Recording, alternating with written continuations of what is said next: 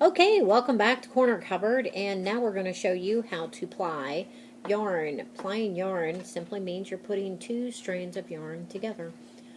Even the yarn that you purchase at your local craft store, Walmart, or wherever you get your yarn, if you cut a piece off and you start messing with it, it will come apart in either 2 strings or 4 strings or 6 or however many you purchased. Plying yarn makes it stronger and gives you a variation of color.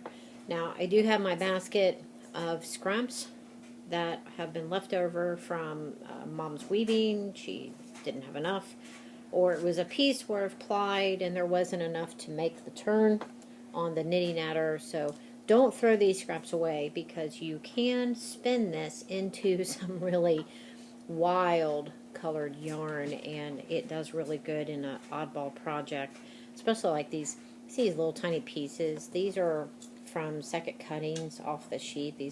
They're kind of hard to spin. Well, this one probably would have done all right.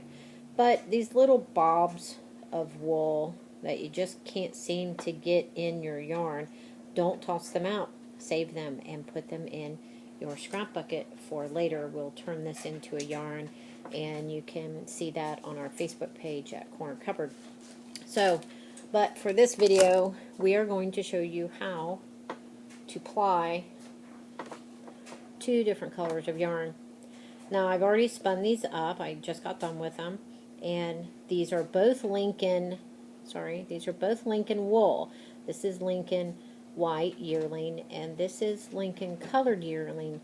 This is more of a variegated yarn on its own. You can see it has grays and blacks and whites in there, and it's spun up really well.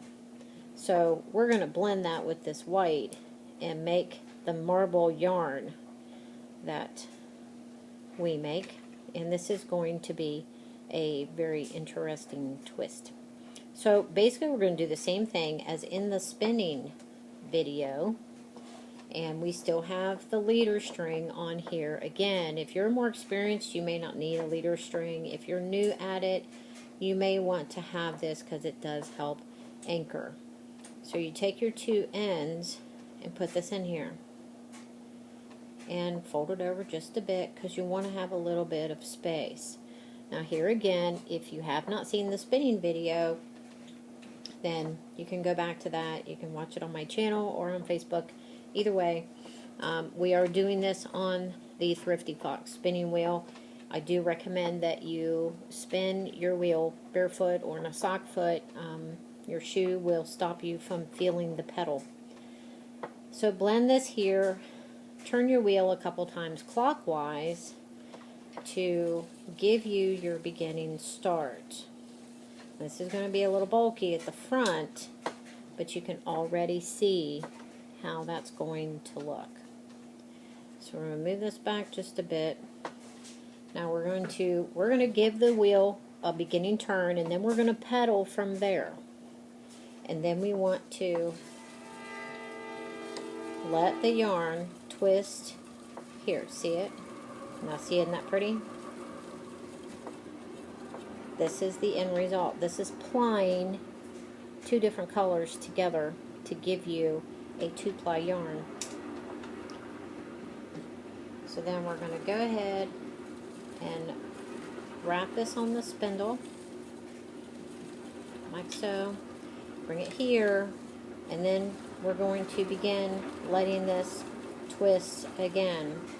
Now don't go too far on here, because then you'll find you will have places in your yarn that didn't twist at all.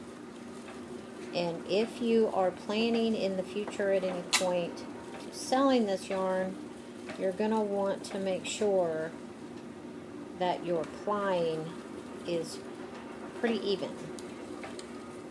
Now, there's a lot of people who do this on a drop spindle. You can do that.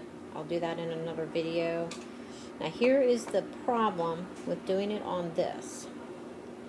Now, with a bobbin and flyer, it's quite different, because that's right in front of you. This, I'm having to go distance. So you have to watch curls from where you spun your yarn to begin with. See, you can see that. that is the marble yarn. It's very pretty.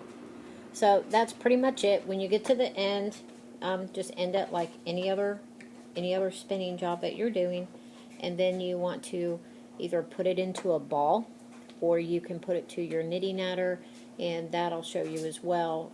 That helps to put it into a twist.